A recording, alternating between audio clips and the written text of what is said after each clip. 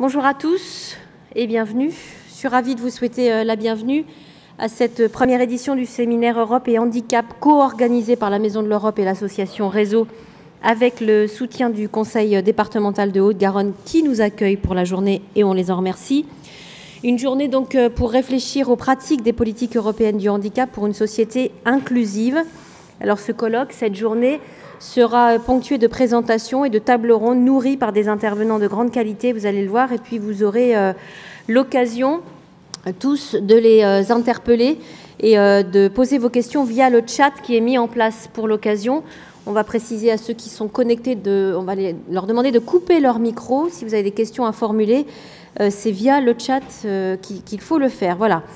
Au programme, notamment dans quelques minutes, un état des lieux et enjeux des politiques européennes en faveur des personnes en situation de handicap nous sera exposé. On va aborder également la question de l'approche sociale et de l'approche sociétale du handicap. Et puis deux tables rondes cet après-midi passionnantes. La première sur l'école inclusive. On verra alors comment passer de l'idée de l'action.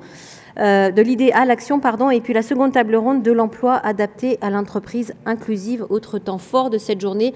Et là encore, il y aura possibilité d'interpeller tous les intervenants de la journée. Voilà un programme très dense et passionnant. Je ne vais pas faire plus long, je vais laisser la parole tout de suite à celui qui nous accueille aujourd'hui très gentiment, le président du conseil départemental de Haute-Garonne, Georges Méry, qui est accompagné, et on le remercie, par Alain Gabrielli, vice-président du conseil départemental de Haute-Garonne en charge du handicap, vice-président de la commission permanente chargée de l'action sociale. Je vous laisse la place, messieurs. Merci, madame. Merci. Mesdames, messieurs, si on peut dire, bienvenue au conseil départemental de la Haute-Garonne pour cette journée de réflexion et d'échange autour des pratiques européennes, des politiques du handicap pour une société inclusive. Tout d'abord, je tiens à remercier M. Christian Vidal, président de la Maison de l'Europe, et M. Gérard Blanc, président de l'association Réseau, de leur présence et de leur engagement à nos côtés. Merci, messieurs, d'être là. Ce colloque nous offre d'ailleurs l'opportunité d'avoir une approche comparée de nos pratiques en matière de handicap. C'est une rencontre d'autant plus nécessaire que l'impact de la crise sanitaire sur les personnes en situation de handicap exacerbe des situations déjà compliquées et nous oblige à faire preuve de réactivité, d'adaptabilité et de créativité. En effet, chef de file de l'action sociale, le conseil départemental a, dès le début de la crise, mis en place une série de mesures concrètes à destination des personnes vulnérables. La crise pandémique montre combien l'action publique forte est nécessaire aux côtés des associations pour accompagner les personnes en situation de handicap et leurs familles. En 2021, 198 millions d'euros, soit près de 25% des dépenses sociales, sont dédiées aux personnes en situation de handicap en Haute-Garonne. Ce budget permet de financer, entre autres, la prestation compensatoire du handicap à hauteur de 68 millions d'euros pour près de 10 000 bénéficiaires. Construire ensemble une société inclusive, il ne s'agit pas pour nous d'un slogan, mais d'une exigence et d'un engagement. En effet, notre action politique au conseil départemental de la Haute-Garonne est guidée par une boussole conceptuelle qui peut se résumer en un triptyque: émancipation, universalisme, humanisme. Si l'émancipation est le chemin de liberté et d'accomplissement de tout humain, l'universalisme nous permet d'affirmer le principe d'égalité en droit et dignité de chacun, fondant la relation à l'autre sur le respect mutuel. Cet autre étant à la fois alter ego, altérité, semblable et différent, unique et générique. Enfin, l'humanisme affirme une règle de vie fondée sur la fraternité, invitant à la rencontre, au partage, à la fraternité bien sûr, à la solidarité, à l'empathie, à l'entraide. Nous sommes ici, tous dans la même humanité. Nous appartenons tous à la même humanité. même si cette humanité est diverse. Par simple filiation d'ailleurs. Et nous devons faire société ensemble et non les uns contre les autres. Ainsi, nous affirmons notre volonté de construire une société inclusive, solidaire, éco-responsable, émancipatrice et citoyenne. Ce principe préside en particulier à la conception du schéma départemental en faveur des personnes en situation de handicap, adopté en 2018 par le département. Ce schéma, d'ailleurs, a été co-construit avec l'ensemble des intervenants du champ du handicap. Il fixe notre projet, qui est d'abord de considérer la personne dans sa singularité, connaître ses besoins, connaître ses projets, pour ensuite lui proposer les aides adaptées pour répondre à sa demande. Pour cela, plus qu'un simple service public de proximité, la MDPH de Haute-Garonne joue un rôle essentiel. Elle met en place des réponses adaptées dans les domaines de scolarisation, d'inclusion sociale, d'inclusion professionnelle, de la mobilité notamment.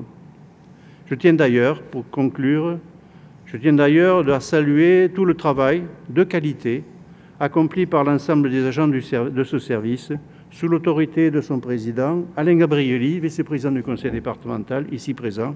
Je les en remercie bien sûr. Merci Alain.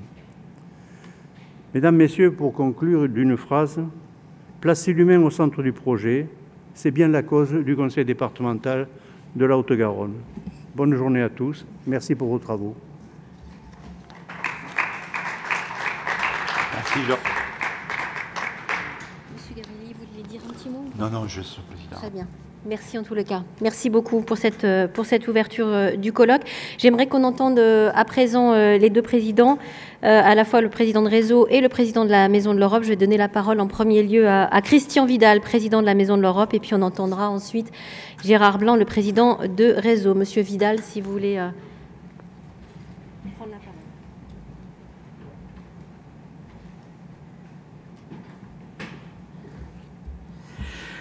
Monsieur le Président du Conseil départemental de la Haute-Garonne, Monsieur le Vice-président, Mesdames et Messieurs, bienvenue à la première édition du séminaire Europe et Handicap consacré aux pratiques des politiques européennes du handicap pour une société inclusive.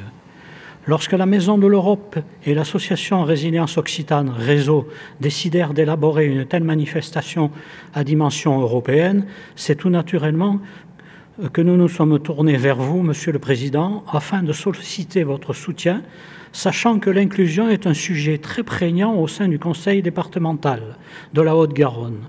Votre accord fut immédiat et votre présence aujourd'hui confirme tout votre intérêt. Nos deux organisations, la Maison de l'Europe et Réseau, vous remercient très sincèrement pour ce soutien et votre accueil. Nous tenons également à remercier vos services et vos collaborateurs qui se sont investis dans la mise en place de cette journée. Le rayonnement national et européen de cette journée est rendu possible par l'appui du Parlement européen et de la Commission européenne à travers ses bureaux de représentation en France. Nos autres remerciements chaleureux, bien sûr, vont aux intervenants qui ont répondu présents. Ce matin, tout d'abord, M. Ferran Taradelas Espuni, chef de la communication à la représentation en France de la Commission européenne, qui nous présentera la nouvelle stratégie en faveur des droits des personnes handicapées.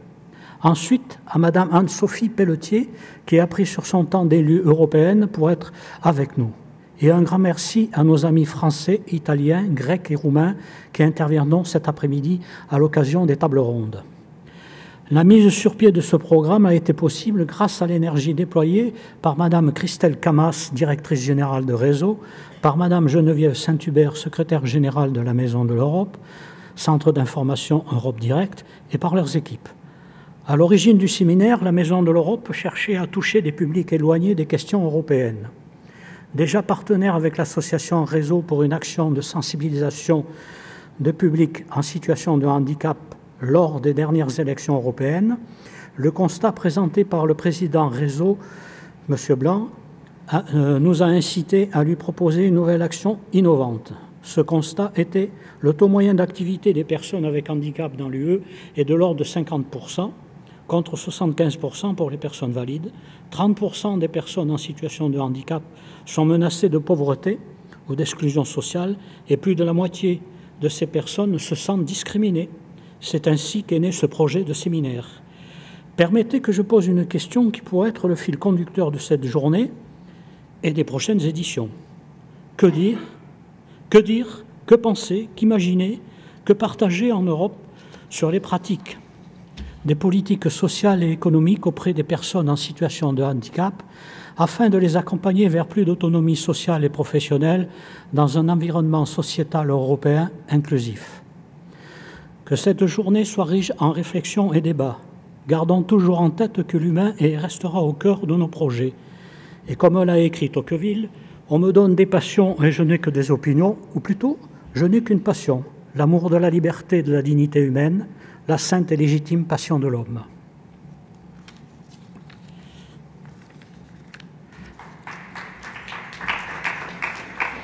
Merci, Monsieur Vidal. J'aimerais qu'on accueille à présent Gérard Blanc, le président de Réseau. Merci de l'accueillir. Merci. Monsieur le Président du Conseil départemental de la Haute-Garonne, Monsieur le Vice-président, Mesdames, Messieurs, l'inclusion sociale des personnes handicapées est un sujet qui prend beaucoup d'ampleur dans notre société depuis plusieurs années. Le concept de société inclusive s'est imposé aujourd'hui en passant d'une approche médicale et individuelle de la déficience comme cause explicative du handicap à une approche sociale et de droit, interrogeant la manière dont la société et ses diverses institutions accordent leur place aux personnes, quelles que soient leurs caractéristiques et leurs singularités. Mais même si on a changé progressivement du terme, si on est passé plutôt progressivement du terme d'intégration à celui d'inclusion, ce changement terminologique n'a pas pour autant modifié fondamentalement ni les organisations, ni les pratiques, ni les représentations. Une société juste est une société qui parvient à offrir à tous ses membres une réelle opportunité d'être des acteurs de la communauté sociale et politique, tout en reconnaissant leurs particularités. La société inclusive ne défend pas seulement le droit de vivre, mais celui d'exister. Elle doit s'adapter à tous ses citoyens et non l'inverse. Ouverture, tolérance, acceptation des différences et des faiblesses personnelles, respect de chacun, entraide, solidarité en sont les valeurs essentielles. L'accompagnement des personnes en situation de handicap fait par les professionnels doit changer de paradigme et se centrer désormais sur les capacités et les compétences de ces personnes, sur leur pouvoir d'agir. Comment favoriser, encourager, faciliter, soutenir et développer les apprentissages pour accroître les capacités? Quels freins culturels, sociaux devons-nous lever pour donner toute leur place aux personnes en situation de handicap, soutenir leur inclusion sociale et leur citoyenneté pleine et entière? L'accompagnement inclusif est à penser à tous les niveaux: éducation, travail, sport, culture. Il passera nécessairement par une évolution de nos propres pratiques. Appuyons-nous peut-être sur certaines déjà mises en place chez nos voisins européens pour le réussir. C'est d'ailleurs parce que les politiques nationales ont des approches différentes en la matière qu'il nous est apparu intéressant de connaître ce qui se fait en dehors de nos frontières et plus particulièrement dans l'Union européenne. D'où ce premier séminaire sur cette thématique. Encore un grand merci à vous, Monsieur Méric, également à vous, Monsieur Gabrielli, et à vos services pour nous avoir permis d'organiser donc cette journée. Et merci également aux différents intervenants pour leur participation enthousiaste à cette initiative. Merci de votre attention et bons travaux.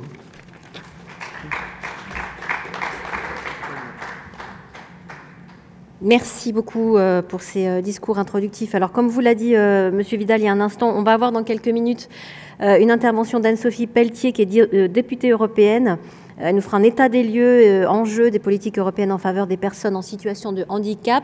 Mais pour l'heure, notre première intervention de la matinée, elle va se faire avec Monsieur Ferran Taradeya Sespouni, comme on vous l'a dit, qui est chef de communication à la représentation en France de la Commission européenne. On doit être connecté avec lui.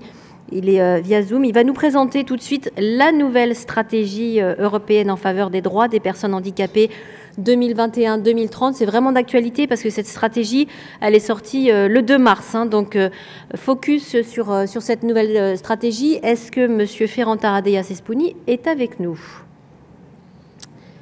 Et si c'est le cas, je lui laisse la parole. Oui, vous m'écoutez? Bonjour. Oui, d'accord. Bonjour. Bonjour et bienvenue. Merci beaucoup, Monsieur le Président du Conseil départemental de la Haute-Garonne, Monsieur Méry, Monsieur le Vice-président Gabrieli, Madame Anne-Sophie Pelletier, membre du Parlement européen, Monsieur Blanc, président de la Maison de l'Europe, Monsieur Christian Vidal, Monsieur Christian Vidal, président de la Maison de l'Europe, Monsieur Blanc, président de l'association RES-O. Je suis très content et très honoré de pouvoir participer au nom de la Commission européenne dans ce séminaire. Je voudrais tout d'abord vous transmettre la salutation du commissaire Schmidt, qui est responsable justement de cette stratégie de droits pour les personnes handicapées. Et en son nom, je vais faire cette présentation comme Madame Saint-Ouvert a dit, c'est très au point parce que c'est prouvé justement le 2 mars de cette année. Avant de commencer, je voudrais remercier particulièrement Madame Pelletier qui m'a donné l'opportunité de faire ma présentation avant la sienne. Vous savez que d'un point de vue protocolaire, l'institution pour le citoyen a toujours la prééminence. Moi, j'avais une réunion qui devrait commencer à 11h30 et c'est pour ça que je suis particulièrement reconnaissant à Mme Pelletier de m'avoir donné l'opportunité de parler davantage. Merci pour ça. Comme vous savez, la politique sociale, c'est une de ces politiques dont la responsabilité pour le principe de subsidiarité, c'est surtout une responsabilité des autorités régionales, locales ou de l'État, et pas tellement au niveau européen. Et c'est juste que c'est comme ça, parce que, évidemment, les administrations qui sont mieux placées pour comprendre les besoins et les nécessités des politiques sociales sont ceux qui sont plus proches des citoyens. J'ai entendu avec beaucoup d'intérêt les paroles du président Méry sur l'effort important que le département de l'Haute-Garonne fait justement pour appliquer une politique d'égalité aussi par rapport aux citoyennes handicapées. Soit dit, c'est clair que les politiques européennes ne sont pas neutres d'un point de vue d'égalité non plus. Chaque fois qu'on fait une législation, et on va en parler tout de suite, c'est clair que cette législation peut avoir un impact sur la qualité de vie de tous les citoyens et aussi sur la qualité de vie des personnes handicapées. Et ça nous oblige pas seulement à être solidaires avec les administrations qui ont la responsabilité d'appliquer les politiques sociales, mais aussi nous avons l'obligation et le devoir moral, je trouve, de soutenir ces politiques déployées à niveau régional, local ou au niveau de l'État, mais aussi d'avoir en compte la réalité de vie des personnes handicapées dans toutes les politiques que nous faisons. J'ai trouvé très, très belles les paroles du président du conseil départemental parce que ça me rappelait beaucoup les motos de l'Union européenne. Le motto de l'Union européenne, comme vous savez, c'est « Unis dans la diversité ». Et cet effort européen d'éliminer des barrières, d'éliminer des frontières, de participer ensemble dans un projet commun, se fait toujours dans la reconnaissance et le respect de l'énorme diversité, que c'est la richesse d'ailleurs, de l'Union européenne. C'est pourquoi c'est nécessaire que l'Union européenne ait une stratégie pour les droits des personnes handicapées. Et cette stratégie a pour fin faire de l'égalité une réalité pour les personnes handicapées. En fait, il ne s'agit pas d'une stratégie qui peut être considérée comme isolée. Cette stratégie complémente les autres stratégies d'égalité déjà adoptées depuis le début de la Commission von der Leyen. Il tient en compte la diversité du handicap et l'intersectionnalité avec les autres motifs de discrimination tels que pourraient être l'âge ou le sexe. Cette stratégie qui a été récemment approuvée vient assurer l'inclusion sociale et économique et la participation des personnes handicapées à la société européenne, à l'abri de la discrimination et dans le plein respect de ses droits.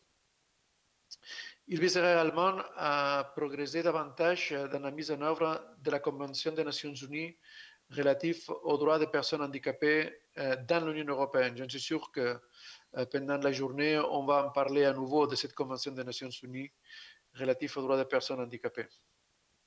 La stratégie, comme je vais expliquer avec un peu plus de détails plus tard, s'est organisée dans 8 domaines prioritaires qui, nous croyons, que couvrent tous les aspects de la Convention des Nations Unies pour renforcer l'égalité dans tous les aspects de la vie quotidienne. Et dans ces domaines, on a identifié 7 initiatives phares que je vais mentionner plus tard. Un certain nombre d'actions seront entreprises, par exemple, sur l'accessibilité, les droits de l'Union européenne, la qualité de vie et de la vie autonome des personnes handicapées, l'égalité et la non-discrimination, les sensibilisations conjointes de la société, la gouvernance et bien sûr le suivi et le contrôle de ces politiques. Il contient des mesures pour que la Commission montre l'exemple dans sa mise en œuvre interne. Ça veut dire que nous voulons prêcher avec l'exemple, ouvrant la voie à l'adhésion d'autres institutions de l'Union européenne. Bien sûr, je lance les gants à nos collègues du Parlement européen et à toutes les autres institutions non européennes ou autres de l'Union, faisant une invitation à partager les expériences d'excellence. La stratégie vise aussi à renforcer le rôle de l'Union européenne en tant que partenaire mondial dans la lutte contre les inégalités en matière de handicap à niveau global. Parvenir à l'égalité et à la pleine jouissance des droits dans tous les domaines couverts par la stratégie exige une coopération étroite avec tous les États membres. C'est pourquoi la stratégie vise à inviter aux États membres à agir dans un certain nombre de domaines clés.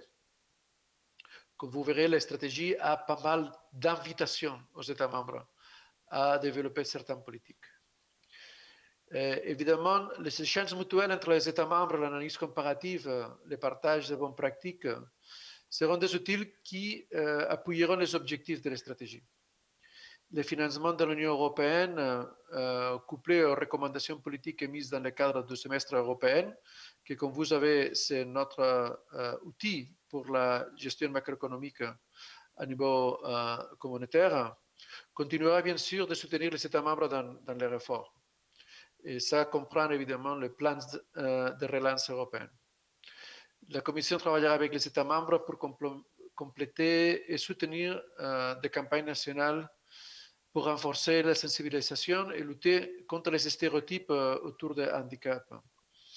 Nous partageons tous la responsabilité et l'engagement de mettre en œuvre la Convention des Nations Unies et d'assurer la jouissance de l'Union pour l'égalité des personnes handicapées. Je crois que nous avons élaboré une stratégie ambitieuse qui aura un impact positif sur tous les domaines. Et j'aimerais, à partir de ce point, de demander aux organisateurs de mettre ma présentation PowerPoint, qui malheureusement est en anglais, parce que je n'ai pas eu le temps de le traduire et je m'excuse pour ça, pour présenter avec un peu plus de détails de quoi il s'agit cette stratégie européenne. Je ne sais pas si vous pouvez mettre ma présentation. Et voilà, elle est là. Vous pouvez passer à la suivante, s'il vous plaît. Alors, en premier lieu, pourquoi on a sorti cette stratégie, cette continuation de la stratégie que nous avons jusqu'à l'instant? Bon, le premier élément, c'est combattre la discrimination, car la lutte contre la discrimination, c'est un point fondamental de la Charte des droits fondamentaux de l'Union européenne. Il y a aussi une dimension référente au pilar social, que c'est les droits des personnes handicapées à l'inclusion sociale au conjoint de l'Union européenne. En troisième lieu, parce qu'on veut bâtir une union de l'égalité, et c'est une union de l'égalité dans tous les sens, comme j'ai fait référence avant, de lutter contre toutes sortes de discriminations. Et Mme van der Leyen a fait de cette priorité le renforcement des droits européens, un de ces points forts pour ces 5 années. Et finalement, on répond à une nécessité élargie parce qu'il y a 87 millions d'Européennes qui ont une sorte ou une autre de handicap. Si vous pouvez passer à la prochaine diapositive, s'il vous plaît. La stratégie, comme vous verrez, c'est une stratégie assez ambitieuse. Il se base sur 8 domaines prioritaires que je vais analyser un peu avec détail. Ça va avoir 57 actions de la Commission que vous verrez écrit dans ma présentation, écrit en couleur verte.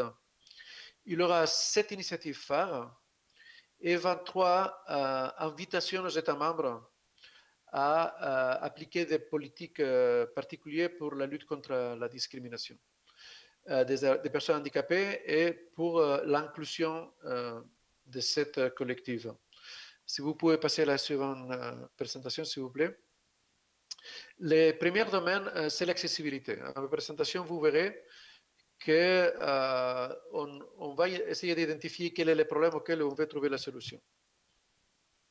Ici, le problème est clair. Il y a des millions de personnes avec d'handicap qui, chaque jour, ils souffrent les barrières qu'ils trouvent, par exemple, dans le domaine du transport, dans le domaine de l'habitation ou pour recevoir de l'information.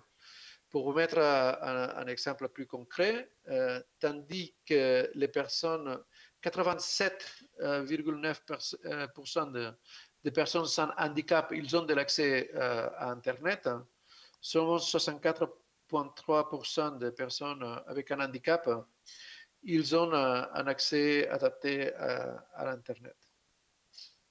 C'est pour ça qu'en 2022, l'année prochaine, l'Union européenne veut lancer une ressource européenne sur l'accessibilité au conjoint de l'Union qui permet d'améliorer la cohérence et l'accessibilité des politiques d'accessibilité dans l'implémentation de la législation européenne.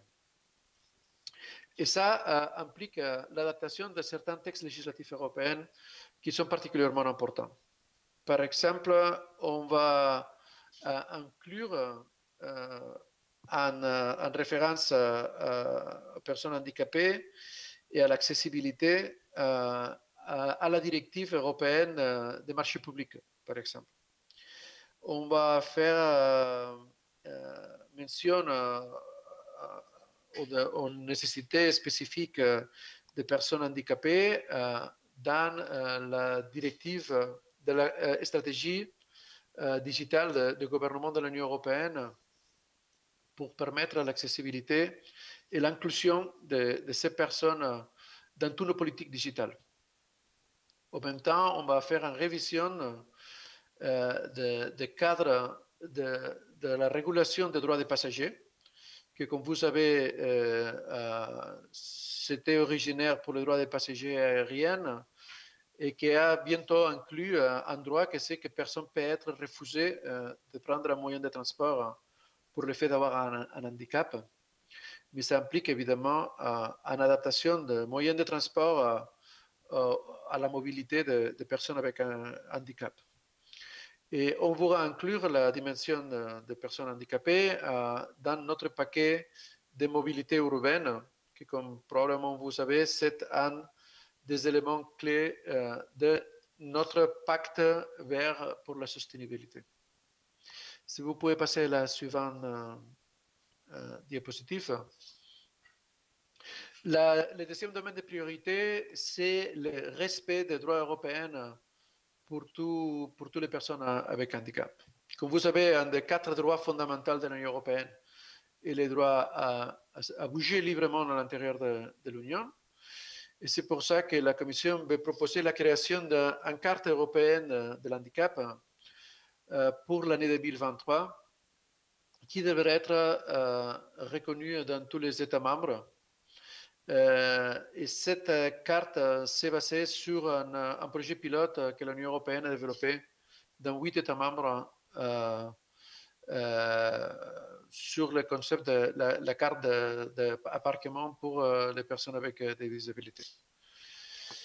Dans cette jouissance des droits européens, il y a aussi la participation dans les procès démocratiques. Il y a en réalité que c'est honteux qu'aujourd'hui, 800 000 citoyens européens avec handicap, ils n'ont pas le droit de participer aux élections au Parlement européen. Et je suis sûr que Madame la députée va en parler avec plus de détails sur ça. Et ça, c'est une chose, et c'est un droit duquel ils n'ont pas accès, basé sur ces handicaps pour des questions mentales ou de santé. C'est pour ça que la Commission va travailler avec les États membres en coopération avec les réseaux européens de coopération pour les sélections pour appuyer la participation et l'accessibilité de tous les citoyens, y compris les citoyens avec handicap, à la sélection européenne. L'année 2023, on va établir un guide pratique, un guide de bonnes pratiques électorales pour adresser la participation des citoyens avec handicap dans les procès électoraux, y compris l'identification des nécessités des citoyens avec handicap pour la participation dans les votes électroniques avec le plan d'action de l'Europe démocratique. Est-ce que vous pouvez passer à la suivante diapositive, s'il vous plaît? Voilà. Le troisième domaine prioritaire est assurer une qualité de vie décente et permettre la possibilité de vivre indépendamment à personnes avec un handicap. Ici, le problème qui est mis sur la table, c'est clair, il y a plus d'1 million d'enfants et de personnes adultes avec handicap, de moins de 65 ans et plus de 2 millions de personnes plus âgées de 65 ans qui vivent dans des homes ou dans des institutions. Ce que nous voulons, c'est permettre la possibilité aux personnes avec handicap, dans la mesure du possible, de pouvoir continuer à habiter dans ces maisons ou de fournir des besoins adaptés à ces besoins à jeunes avec handicap de façon à avoir une vie indépendante et inclusive. C'est pour ça que la Commission va sortir un guide de recommandations aux États membres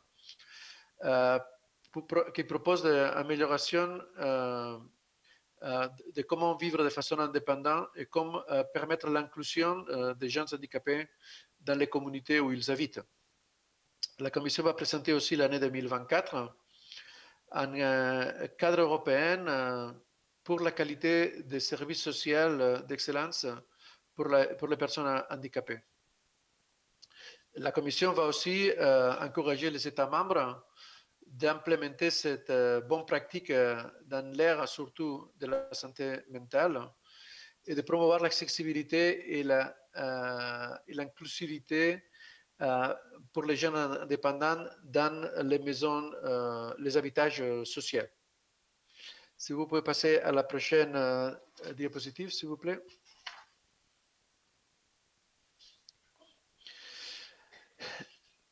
Dans ces domaines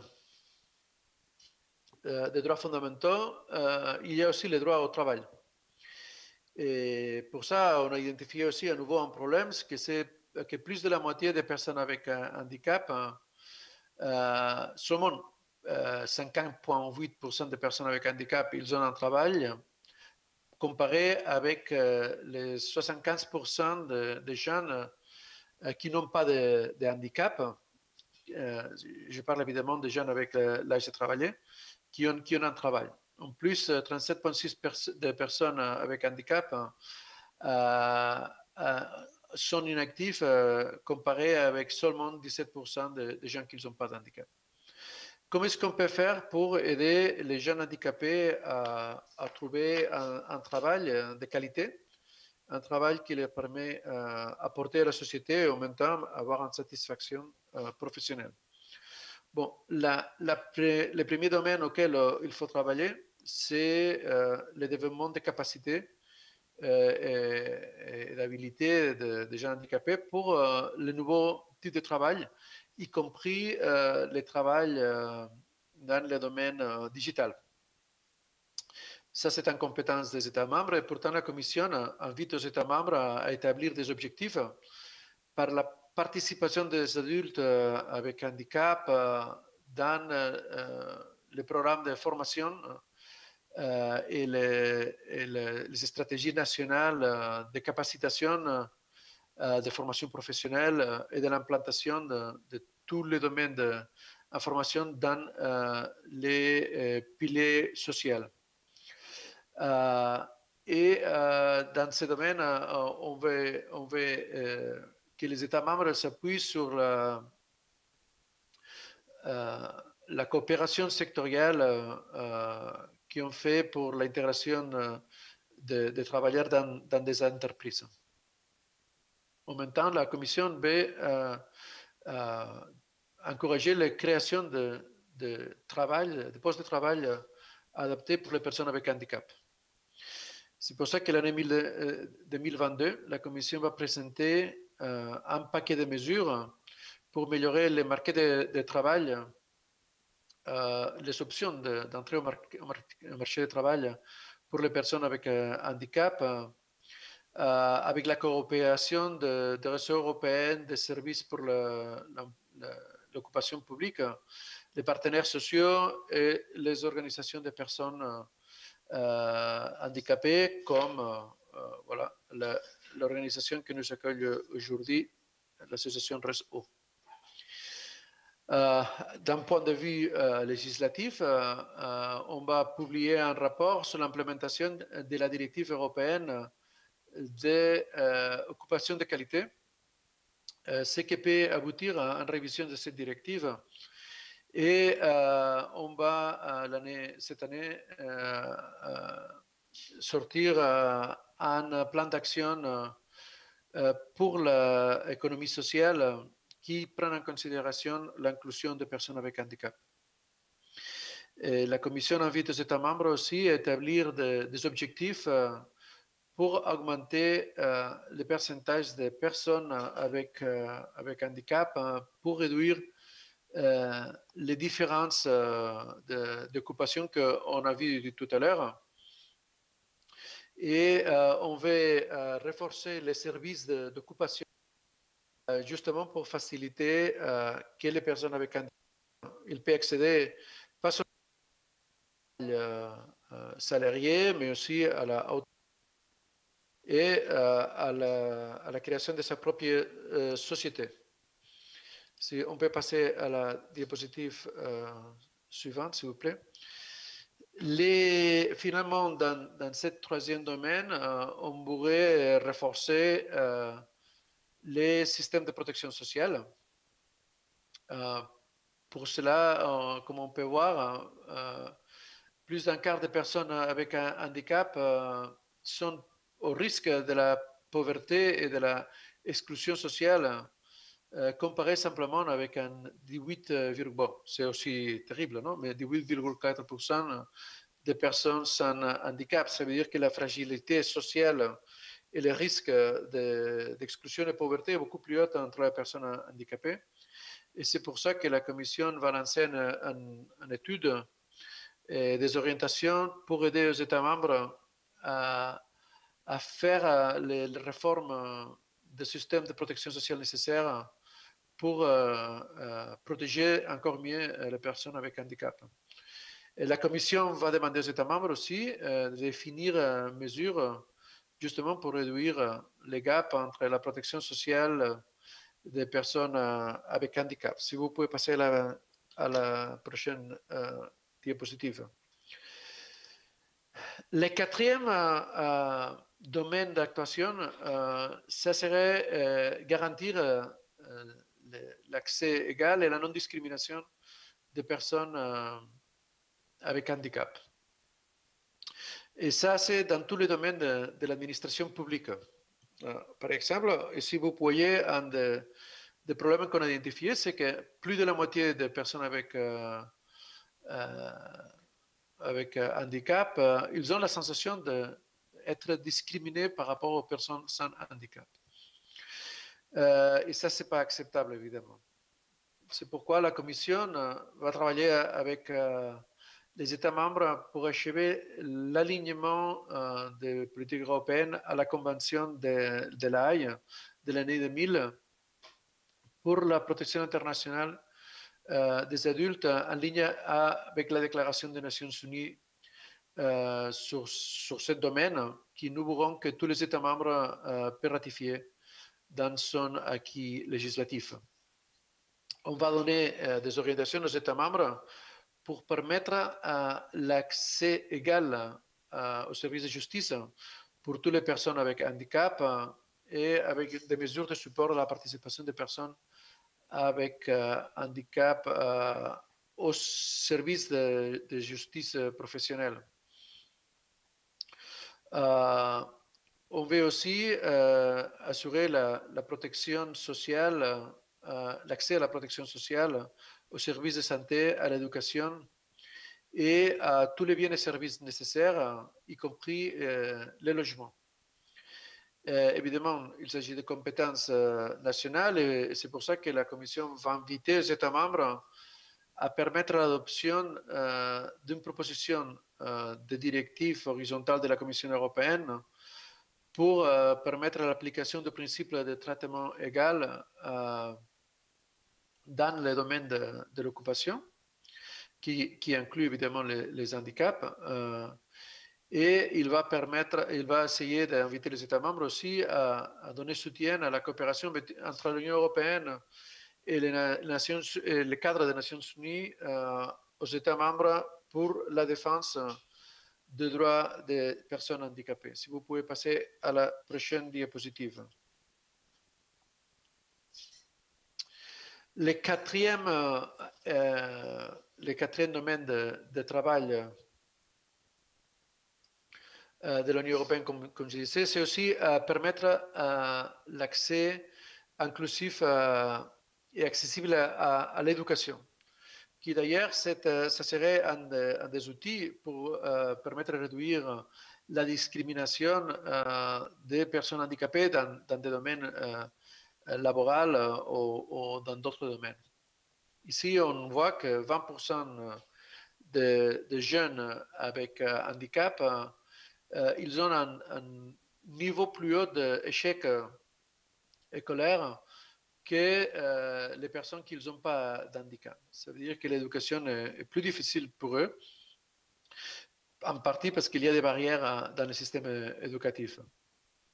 Et ça qui est valable pour tous les domaines de l'éducation est particulièrement grave dans les études universitaires, parce que comme on voit, moins de 30% des personnes avec handicap arrivent à avoir un titre universitaire comparé avec presque 44% des personnes sans handicap. C'est pour ça que la Commission va sortir un voie d'outils pour l'inclusion rapide des enfants avec un handicap à l'éducation, à la formation éducationnelle. Et ça va venir avec un soutien aux États membres pour le développement de l'éducation des formateurs, le système de formateurs pour essayer d'identifier et remédier les manques de professeurs avec une éducation pour les nécessités spéciales et les compétences de l'éducation de tous les professionnels pour permettre à faire des systèmes d'éducation ciblés aux besoins des personnes handicapées. Évidemment, l'éducation étant en responsabilité des États, voire des régions, même des autorités locales, la Commission va inviter les États membres à soutenir le développement des écoles de référence inclusives et de développer méthodes d'éducation adaptée dans toutes les écoles. Si vous pouvez passer à la prochaine diapositive, s'il vous plaît.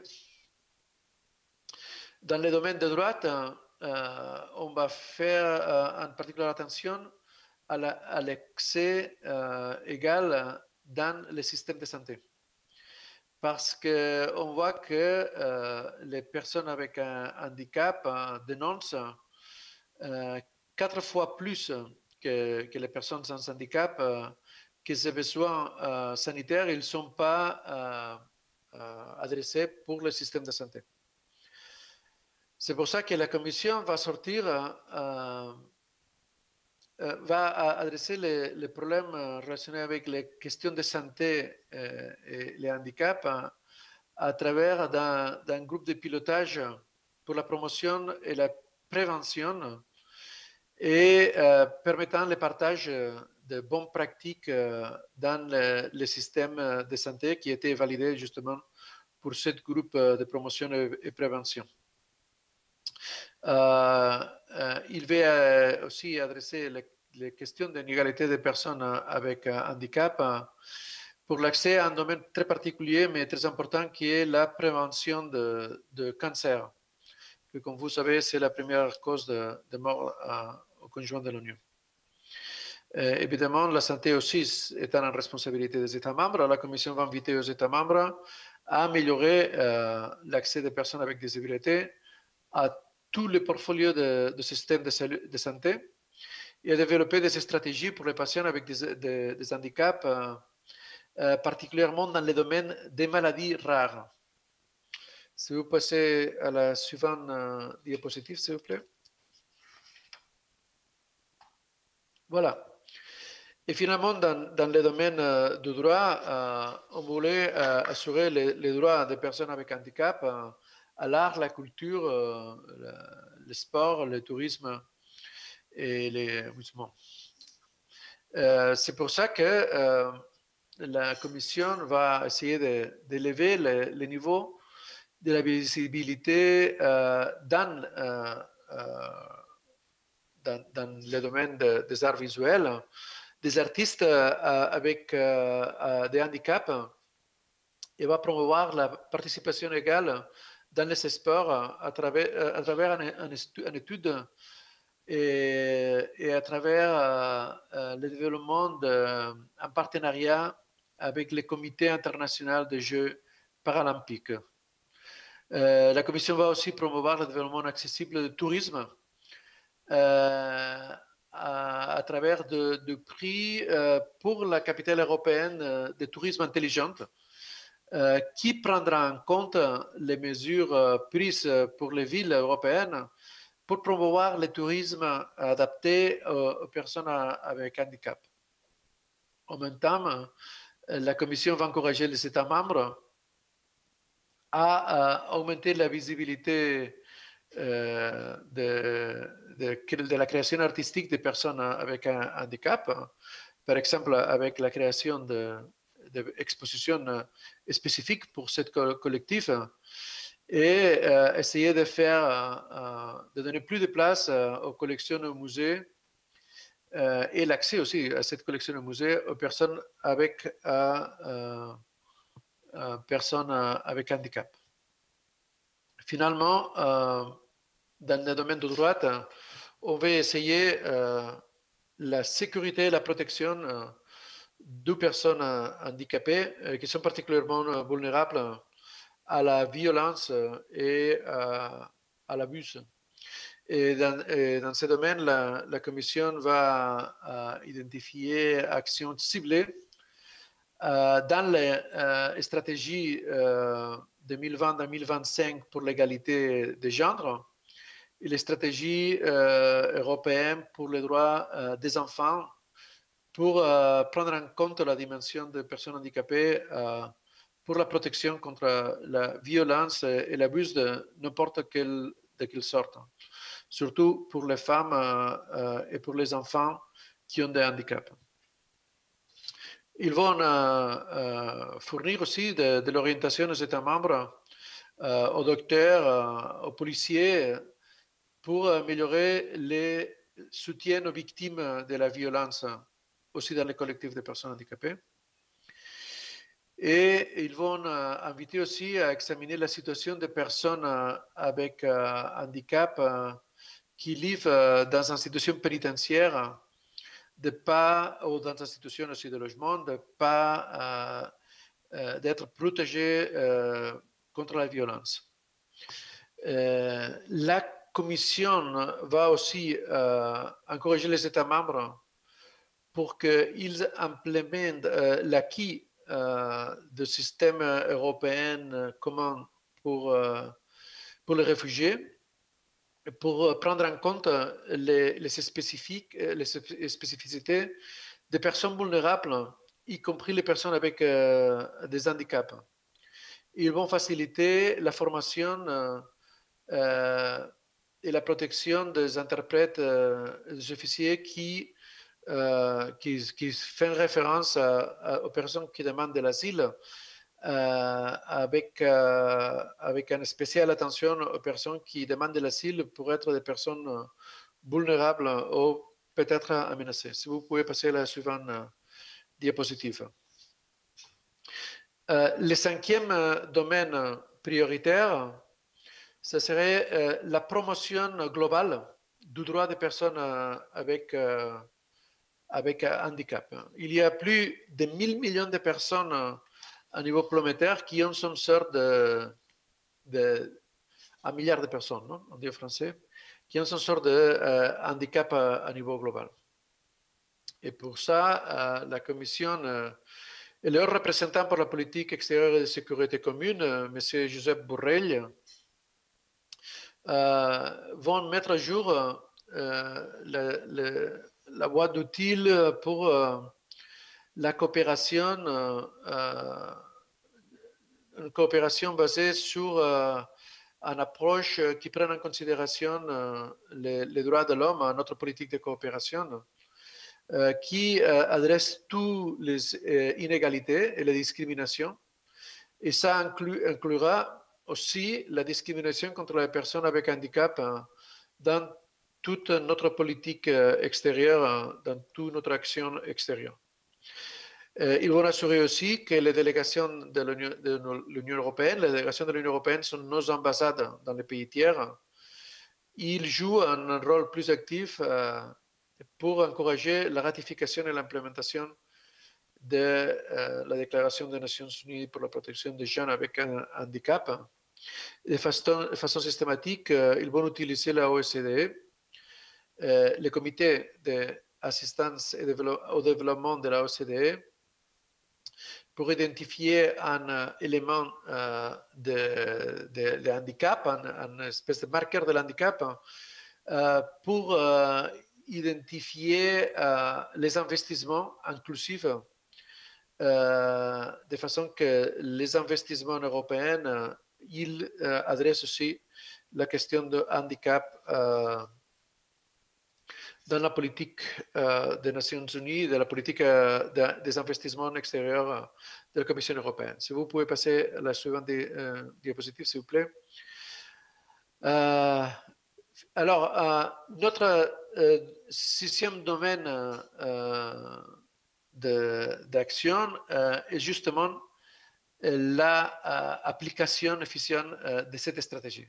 On a fait une stratégie avec des objectifs que je vous expliquais avec un peu de détails, mais il faut faire maintenant le développement de cette stratégie de façon efficiente. C'est pour ça que cette année, la Commission va présenter une plateforme pour le handicap qui va remplacer les actuels groupes de haut niveau pour les handicaps.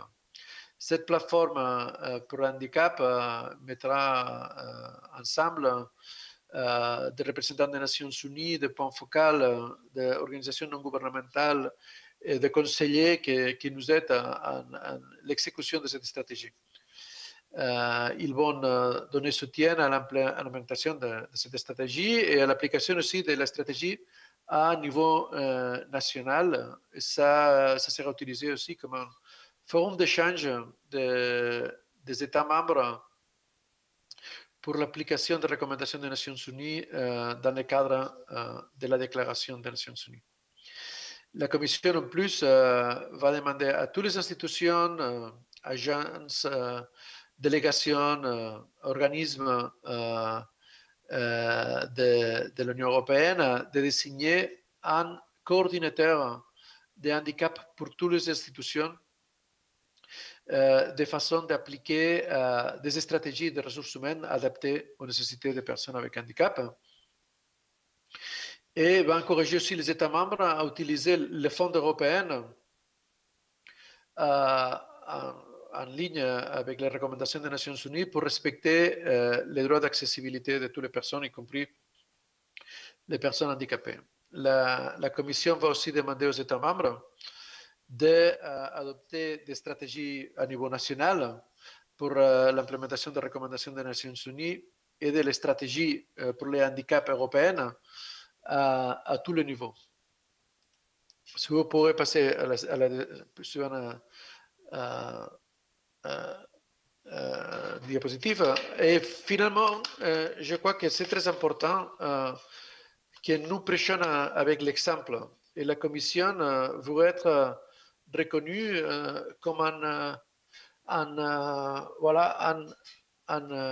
best practice de l'application d'une politique de ressources humaines qui est adaptée à la non-discrimination de toutes sortes, mais avec une spéciale attention à l'inclusion des personnes avec handicap. Et je dois dire que de la part de la Direction générale des ressources humaines de la Commission, on a reçu dans les derniers jours des enquêtes qui demandent à tout le personnel d'identifier quels sont les problèmes. Tout d'abord, la présence de personnes avec handicap entre les équipes de travail de la Commission et d'identifier quels sont les problèmes et les barrières que ces personnes ont dans les lieux de travail, et ça y compris aussi la représentation de la Commission européenne en France.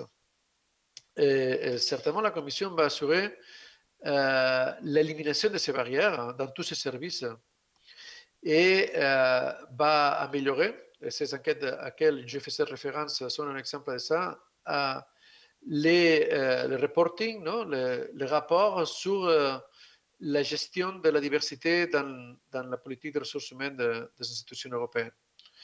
En concret, la Commission va adopter un plan d'action sur l'accessibilité dans la web, dans Internet, pour permettre pas seulement l'accessibilité physique dans les bâtiments et les bureaux, mais aussi de l'accessibilité informatique dans tous les domaines. Si vous pouvez passer à la dernière diapositive, s'il vous plaît.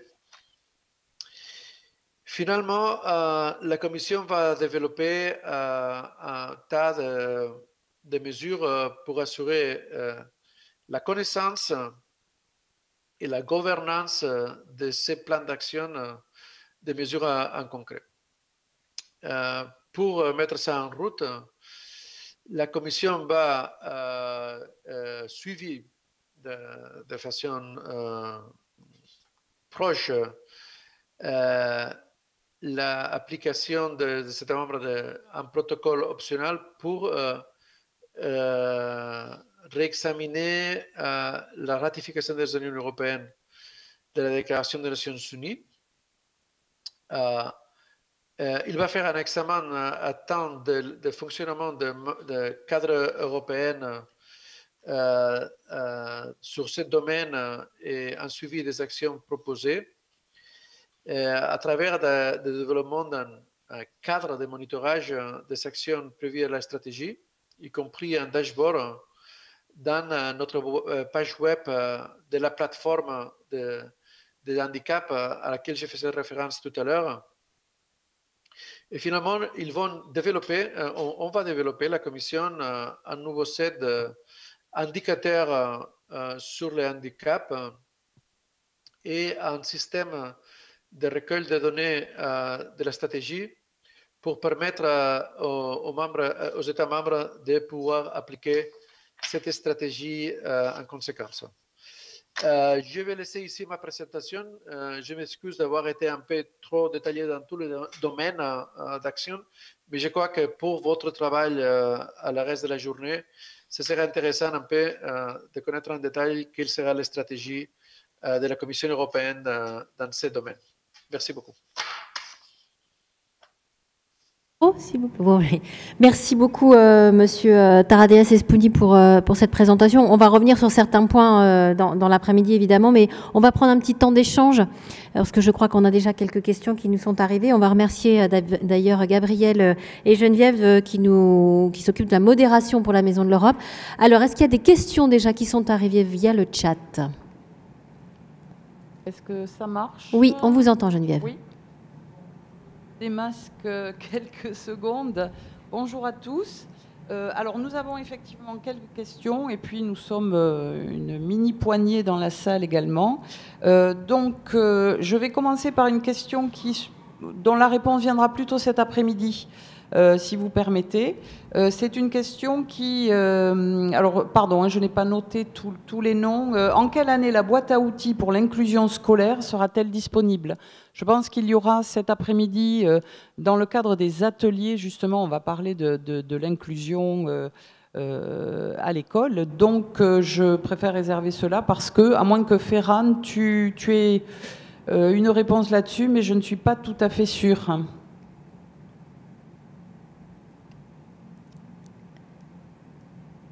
Est-ce qu'il nous a entendu, Monsieur Taradeas Espouni? Il est toujours avec nous? Il est toujours avec nous. Oui, je suis avec vous. Je suis en train de chercher l'année de l'application de ça. Ok, mais voilà. Sinon, cet après-midi, probablement. Oui, mais ne t'inquiète pas. Je pense que cet après-midi, il y aura des informations. Et donc, on nous a demandé ta présentation. Nous la ferons parvenir par mail. Pour l'instant, en effet, elle est en anglais. Malheureusement, les choses qui sortent au niveau des institutions, c'est d'abord en anglais. Oui, vu la longueur, nous te remercions déjà beaucoup, Ferran, d'être avec nous. En tout cas, il y a un texte qui a déjà été mis par un des participants en français, c'est le texte donc sur la stratégie. Une autre question, quelles contraintes pour les États membres pour la mise en œuvre des objectifs définis? En quelque sorte, est-ce que la Commission a un moyen, entre guillemets, de contraindre les États à mettre cette stratégie en œuvre? Est-ce que tu peux répondre à cette question, s'il te plaît? Certainement, pour tout ce qui concerne la législation européenne, oui. Évidemment, on a la procédure d'infraction qu'on peut appliquer à un État membre s'il ne respecte pas la législation européenne. Mais comme probablement vous avez vu, et dans toute la présentation, c'est ces propositions qui sont mises dans la couleur céleste, le clair. Ce que la Commission fait, c'est des invitations, d'encouragement aux États membres à appliquer une série de mesures. Évidemment, si on encourage, on ne peut pas forcer. Ce sont des recommandations, ce sont des invitations. Et dans ces 23 invitations aux États membres, non, on ne peut pas les forcer. En fait, c'est les États membres qui sont mieux placés pour appliquer ces recommandations de la façon qui... Par exemple, aussi le Conseil départemental. Je crois que l'Union européenne n'est pas en mesure d'expliquer, Monsieur le Président, que la façon la plus adaptée d'appliquer cette stratégie pour les jeunes handicapés à la Haute-Garonne. Il connaît beaucoup mieux que nous quels sont les besoins des gens de cette région et quelles sont les meilleures mesures, à son avis, avec les mandats démocratiques qu'il a reçus pour appliquer ces recommandations. Mais certainement, nous pouvons recommander. Pourquoi? Parce qu'on a les outils pour partager les expériences positives d'autres États membres, de connaître un peu mieux qu'est-ce que les autres ont fait. Et ça, c'est une expertise qui a une grande valeur pour l'application après des politiques au niveau de l'État, de la région, au niveau local même.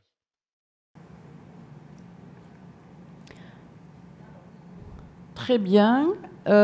J'ai une autre question. Alors, évidemment, Ferran, ce n'est pas toi qui vas pouvoir répondre, mais chacun peut-être sur le chat pourra se signaler. Combien de participants sont en situation de handicap? Voilà, donc j'ai déjà répondu pour nous. Nous avons vu le vice-président, M. Gabrielli. Il y en a 2 autres dans la salle. Et donc je demande aux personnes du chat, éventuellement, si elles souhaitent répondre à cette question.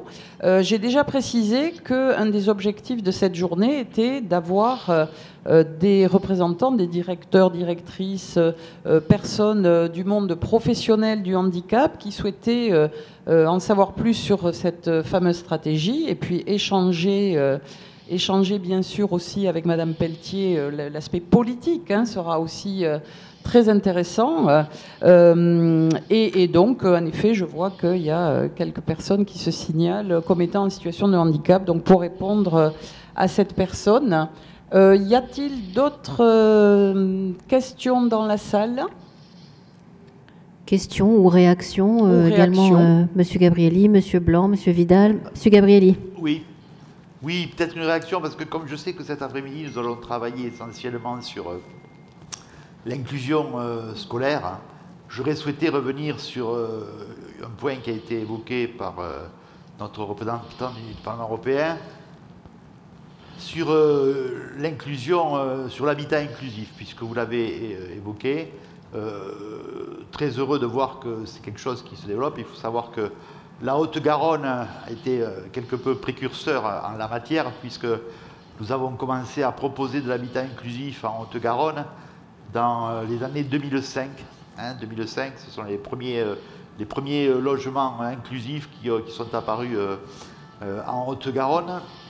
Et soyez sûrs que nous en sommes très fiers et très heureux. Je voulais évoquer ce point-là et puis surtout montrer qu'en Haute-Garonne, on ne souhaite pas opposer justement l'habitat inclusif aux établissements médico-sociaux, ce qui se fait assez souvent actuellement. On essaie justement d'opposer les deux, alors que ce sont vraiment des situations, des dispositifs, j'ai envie de dire, plutôt complémentaires. Et je crois qu'il est bon, et vous l'avez dit, monsieur, tout à l'heure, je crois qu'il est bon que chaque personne en situation de handicap puisse justement faire un choix, faire son propre choix. Et j'ai pu tout simplement le constater pour en avoir discuté avec plusieurs personnes qui aujourd'hui vivent en institution, en établissement, qui souhaitent justement y rester, qui souhaitent surtout ne pas sortir d'établissement parce qu'ils s'y sentent bien. Et donc voilà, donc je crois qu'il faut effectivement que l'habitat inclusif soit le principe. Je crois que c'est important, effectivement, donner cette possibilité à tout individu en situation de handicap de pouvoir disposer de son propre logement. Il y a encore quelques difficultés puisque, on le sait, nous sommes en gros manque de logements adaptés ou en tout cas accessibles aux personnes en situation de handicap. Mais je crois que le travail est fait, et nous en Haute-Garonne, nous travaillons énormément avec tous les bailleurs sociaux et je peux vous assurer qu'ils contribuent à progresser en la matière. Mais voilà, mais je crois qu'il faut aussi respecter, et j'en parle très, très facilement parce qu'à mes côtés, j'ai le président de réseau qui aussi sont d'ailleurs eux aussi en possession d'établissements, donc je crois qu'ils pourront peut-être confirmer mes dires, mais je crois que c'est important de bien le préciser. Et je voulais en parler, en tout cas l'évoquer et savoir un petit peu ce que vous en pensiez. Si je peux réagir. Alors Ferrand, peut-être vous souhaitez réagir à ce que vient de dire M. Gabrielli sur l'habitat inclusif. Oui, je voudrais faire des réflexions. On demandait tout à l'heure combien de jeunes avec handicap étaient présents dans cette conférence. Évidemment, il y a une définition, même dans le texte légal, de qu'est-ce que c'est une personne avec un handicap. Mais je crois que nous tous sommes des personnes avec un handicap, ou si nous ne le sommes pas encore, on va l'être. Moi, j'ai eu l'expérience d'avoir soigné mes parents, qui sont des personnes très âgées. Ma mère a encore vie avec 90 ans. Et c'est clair que plus tôt ou plus tard, nous allons tous avoir des problèmes que probablement les personnes avec handicap font face maintenant. Et nous serons tous des personnes handicapées. Je crois que la politique de handicap, c'est une politique universelle dans le sens que le président de la région évoquait dans son discours. Nous sommes tous des handicapés, ou nous le serons plus tôt ou plus tard. Et c'est dans ce domaine que j'ai un peu d'expérience personnelle sur ce qui concerne l'habitabilité dans une maison ou dans une institution. Et je partage complètement votre point de vue, M. Gabrielli, qu'on a besoin de deux, c'est clair. Mais l'institution devrait être les dernières ressources au moment que vraiment la personne ne peut pas habiter dans sa propre maison, une maison adaptée à ses besoins, bien sûr, et a besoin certainement d'avoir un soin 24 heures sur 24 et 7 sur 7. C'est pour ça qu'effectivement, je suis d'accord qu'il faut les deux. Je vous félicite à la Haute-Garonne pour votre politique de développement de logement social adapté. Parce que je crois que dans la mesure du possible, ça c'est la meilleure solution. Tout le monde veut habiter chez eux. Mais évidemment, il arrive un point que ça c'est simplement impossible.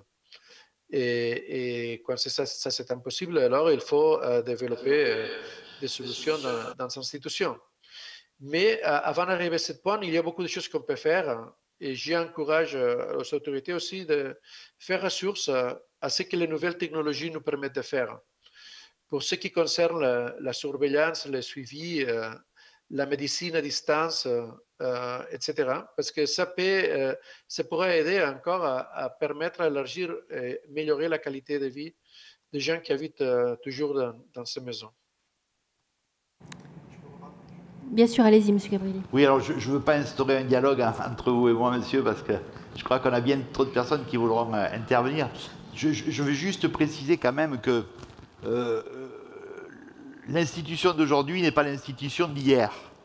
Et je crois que c'est important de bien le préciser. Aujourd'hui, pour moi, une personne en situation de handicap qui vit à l'institution est un citoyen à part entière. Il faut savoir que les portes des institutions se sont ouvertes aujourd'hui. Et aujourd'hui, une personne qui vit à l'institution peut tout à fait entrer, sortir librement, hein, alors que la représentante des Nations Unies parlait d'emprisonner. Je crois qu'il ne faut pas exagérer non plus. Ce ne sont pas non plus des prisons.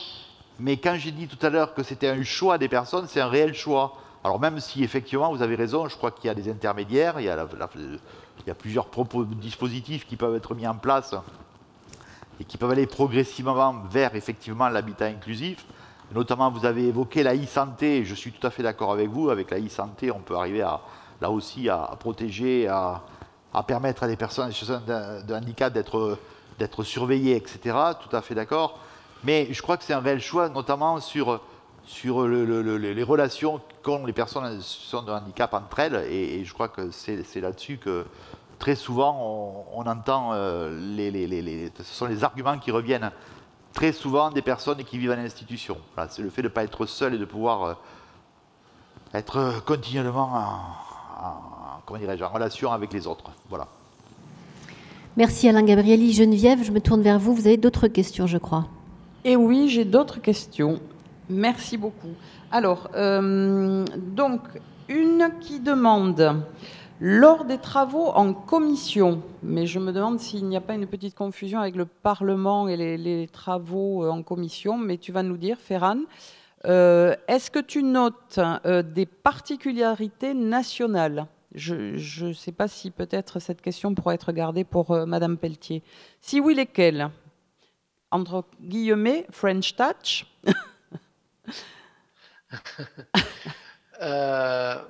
C'est une bonne question que je comprends pourquoi elle est posée.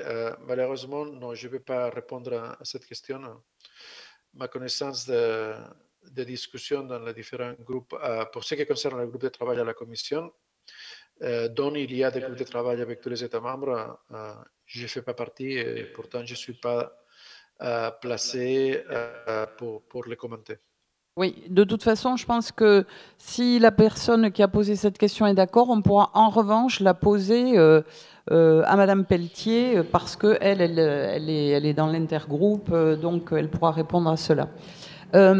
Ensuite, une question.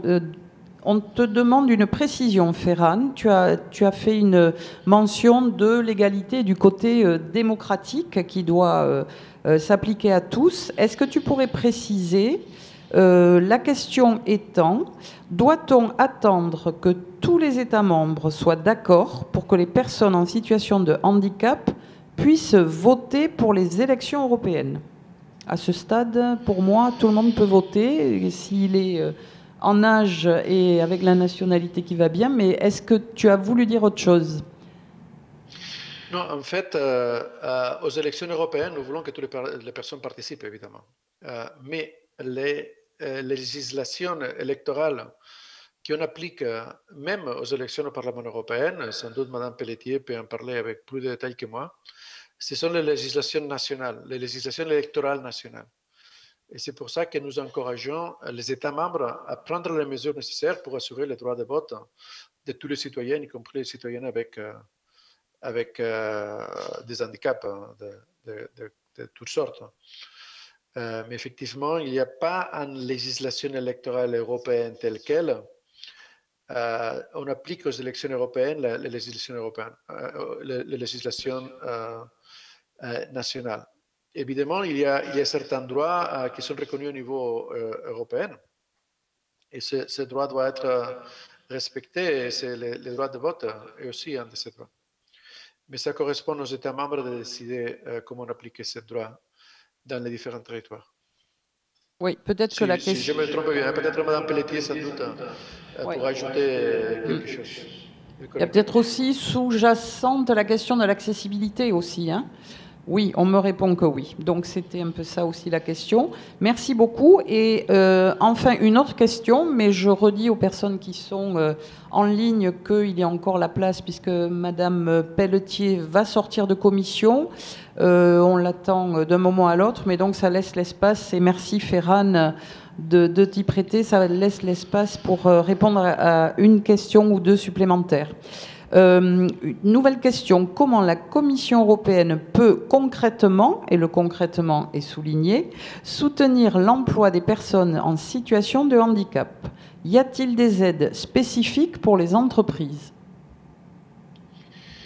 On va les avoir. Ça, j'ai fait référence. Évidemment, il y a le Fonds social européen qui peut être appliqué pour des mesures de ce type. Il y a aussi les fonds régionaux qu'on applique dans ce domaine. Il y a pas mal d'argent européen qui est destiné à des actions pour l'inclusion dans ce qu'on appelle le troisième secteur. Ici en France, vous connaissez très bien l'action que nous faisons avec les Restos du Cœur, par exemple, que c'est pour des gens en danger d'exclusion. Mais oui, effectivement, il y a pas mal de fonds européens et nettement le Fonds social européen qui, avec les prochains budgets européens et les plans de relance, sera substantiellement élargi, qui pourrait être appliqué dans ces mesures. Et comme je disais au début, une des choses qu'on essaye d'améliorer, c'est l'accès des gens handicapés à tout le travail. Et ça, je voudrais mettre l'accent sur le fait que aussi dans le domaine de la fonction publique européenne, on a pris des mesures pour assurer la non-discrimination des personnes qui postulent pour un poste aux institutions européennes pour raison de handicap. Et je dois dire que je suis fier aussi que dans ce domaine, la Commission européenne a avancé beaucoup. Très bien, merci beaucoup. À ce stade, j'ai épuisé les questions qui m'étaient posées. Je regarde sur le chat, je n'en vois pas d'autres. Alors, je ne sais pas si on a Madame Pelletier qui doit, effectivement, vous le disiez, Geneviève, sortir de commission d'un instant à l'autre. On nous a dit 11h30, ce qui veut dire dans 5 minutes. Donc, on a encore le temps pour une question, une réaction, un commentaire. Je me tourne vers les présidents qui sont à mes côtés. Moi, si vous me permettez... Bien sûr, allez-y. Je voudrais faire une réflexion sur la question de l'âge dans la politique handicapée, des personnes handicapées. Parce que je trouve que c'est important de prendre en considération au développement de ces politiques la question démographique qu'on a dans l'Union européenne. Nous sommes pour l'instant les continents les plus vieilles du monde et ça c'est une chose qui va devenir encore de plus en plus marquée, hein, si je peux le dire. C'est sympa parce que nous sommes aux côtés des continents les plus jeunes, que c'est l'Afrique. Et ça c'est intéressant parce qu'on voit clairement que on devrait renforcer notre relation avec l'Afrique aussi pour permettre l'arrivée de façon légale, évidemment, et sûre, et pas comme on le voit dramatiquement à nos côtes, des gens de ce continent aussi pour travailler avec nous, pour vivre, pour habiter avec nous. Ce que je personnellement trouve que c'était une bonne chose. Mais ce que je veux dire pour cette question démographique, c'est que dans le futur, toutes ces mesures qu'on prend pour les personnes handicapées, il faudra les élargir à un nombre de plus en plus grand de personnes. Il y aura de plus en plus de personnes qui vont être dépendantes, pas seulement pour des questions de mobilité ou de santé mentale ou d'autres types de handicap, mais aussi pour le fait des questions de personnes âgées. La bonne nouvelle, c'est que la science et la médecine ont permis d'avancer beaucoup dans le traitement des jeunes et pourtant dans la qualité de vie et l'espoir de vie des Européennes. Mais c'est clair que tout ce que nous pouvons faire maintenant pour les personnes avec des handicaps, c'est une chose de laquelle tous les citoyens vont bénéficier plutôt plus tard, parce que nous serons tous des personnes handicapées. D'une façon ou d'une autre, hein? Je veux dire, et dans une grade ou dans une autre. Mais on tous va là. Et c'est pour ça que je trouve que des journées comme celui d'aujourd'hui est particulièrement important parce que ce domaine de personnes avec handicap, c'est pionnier pour un problème qui sera généralisé au conjoint de l'Union européenne, justement pour notre question démographique, pour le vieillissement de la population européenne, qui sera de plus en plus marqué. Voilà, je crois que Mme Pelletier est avec nous. Tout à fait, elle est avec nous.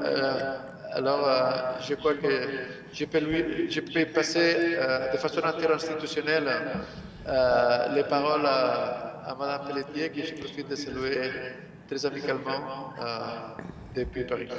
Alors, je crois, Geneviève, que vous voulez reprendre la parole très brièvement. Oui. Bonjour Madame Pelletier, nous allons vous donner la parole bien sûr tout de suite, mais je pense qu'il y a l'interinstitutionnel et il y a les questions transversales que je vais peut-être mentionner et qui pourront être peut-être abordées par Madame Pelletier. Donc il y a une question qui me paraît difficile au niveau européen. Y a-t-il des études pour connaître le nombre de personnes en institution qui l'ont choisi et celles qui y sont par défaut de solutions alternatives en milieu ordinaire? Cette question pour savoir le pourcentage de personnes qui aimeraient vivre chez elles et qui pourraient laisser leur place en institution à celles qui ont vraiment choisi l'institution. Dernière question qui s'adressait à la Commission, mais je pense que Mme Pelletier pourra aussi en parler.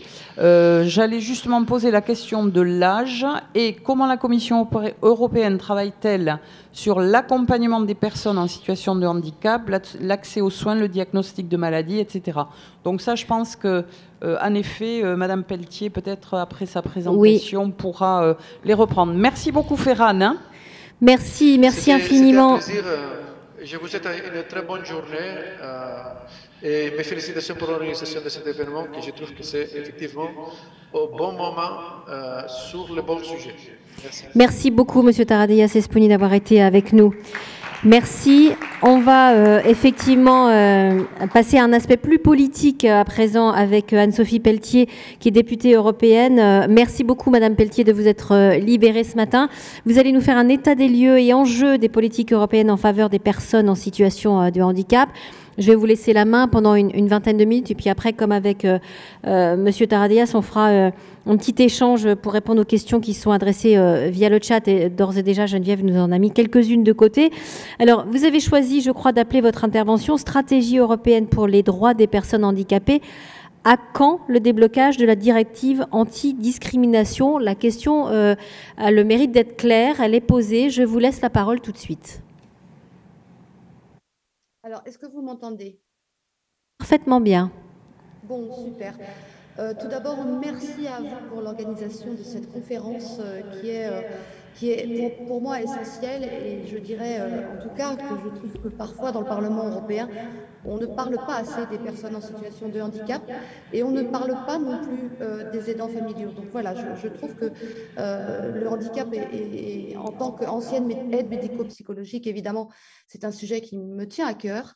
Et merci en tout cas de faire cette conférence. Je vous prie d'excuser mon retard, mais comme j'étais en commission juste avant, les députés discutent beaucoup et la commission ayant pris du retard, je suis arrivée dès que ça fut fini. Voilà. Alors, pourquoi ce titre? Tout simplement parce que, effectivement, nous avons vu, je pense que la commission a exposé la stratégie pour les personnes en situation de handicap de 2021 jusqu'à 2027.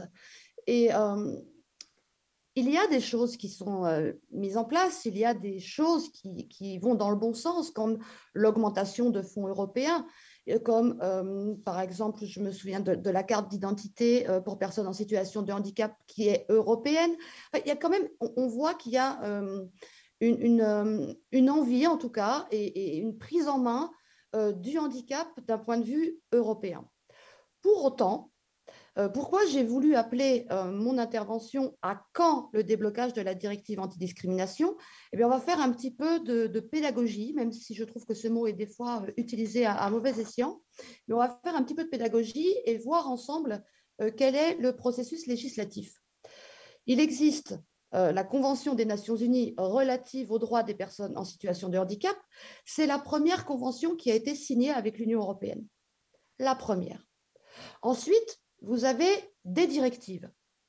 Et ensuite, ça se transpose, les directives sont des actes législatifs et se transposent dans le droit de chaque État membre.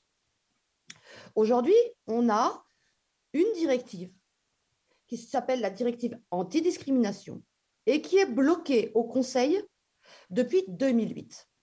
Et ce que je regrette dans la stratégie de la Commission européenne, c'est qu'elle ne parle pas du déblocage de cette directive qui a des avancées majeures pour les personnes en situation de handicap. C'est une directive qui est éminemment importante parce qu'elle pose un acte législatif du respect et des droits des personnes en situation de handicap qui doit être imposé par chaque État membre. Vous voyez ce que je veux dire? Après, même si les politiques sociales dépendent des États membres, ça n'est pas une compétence de l'Union européenne. Ce me semble éminemment essentiel qu'aucun citoyen européen ne soit laissé sur le bord de la route. Et pourquoi je vous dis ça? Pour quelque chose de très simple. Je ne sais pas combien de personnes en situation de handicap sont allées voir, par exemple, les textes que nous pouvions voter au Parlement européen. Je ne sais pas. En tout cas, je leur souhaite bien du courage. Parce que si des personnes en situation de handicap veulent s'intéresser un petit peu aux textes que nous travaillons, que nous votons, eh bien, ça demande soit d'être anglophone, soit d'être un professionnel de l'Internet, parce que c'est très compliqué à trouver ce que nous votons, les textes. Je veux dire, l'accès à la politique qui est faite au Parlement européen pour des personnes en situation de handicap pour moi, est largement insuffisant. Il n'y a rien en facile à lire et à comprendre, par exemple. Absolument rien. Donc la stratégie, pour moi, elle va dans le bon sens. En plus, faisant partie du groupe interparlementaire pour le handicap, elle va dans le bon sens. Pour autant, elle n'est pas contraignante. C'est un chemin que se donne la Commission. Mais pour qu'elle soit véritablement transposée dans le droit, il faut que ce soit une directive qui soit votée. Et là, il faut que cette directive antidiscrimination, qui n'est pas parfaite, on pourrait rajouter des choses, soit votée. Voilà, il faut absolument qu'elle soit sortie du tiroir. Et on a beau parler aujourd'hui d'égalité des chances, mais en fait, il n'y a pas de stratégie qui puisse tenir s'il n'y a pas une base juridiquement contraignante contre toute forme de discrimination liée à l'âge, au genre, au handicap et à la religion. Voilà. Donc, c'était mon intervention. Maintenant, je suis partante pour vos questions. Alors, est-ce qu'on a des questions? Alors, intervention courte. Madame Pelletier, oui. Je suis surprise par, par la demande de questions. D'ailleurs, est-ce qu'on peut reformuler peut-être celle qu'on avait mis de côté tout à l'heure, Geneviève? Ouais. Tout à fait. Et je demande donc aux personnes qui sont en ligne de bien vouloir poser leurs questions donc, à Madame Pelletier. Donc, en fait...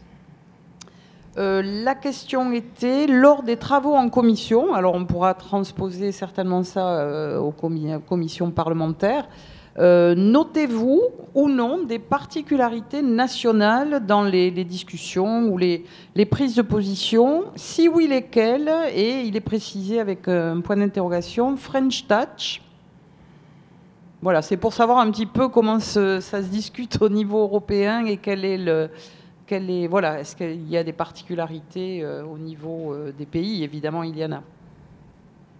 Alors, est-ce qu'il y a une French Touch dans les commissions concernant les personnes en situation de handicap?